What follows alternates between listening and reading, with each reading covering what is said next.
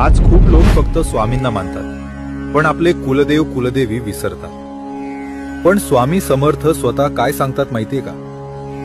कुलदेव कुलदेवी हे सर्वात प्रथम। कुलदेव म्हणजे तुमच्या वंशाची, रक्तरेषेची आणि पूर्वजांच्या कर्मांची रक्षण करता शक्ती, जन्मापासून तुमच्या सोबत असलेली देवता।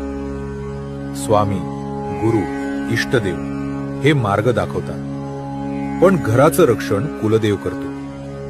फक्त स्वामी भक्ती केली आणि कुलदेव विसरले तर भक्ती असते, पण आयुष्यात अडथळे राहतात।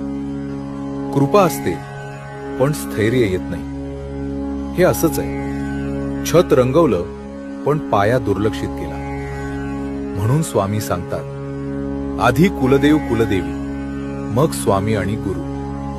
हे विरोधी नाही, हे पूरक आहेत। आजच मनात एवढंच म्हणा,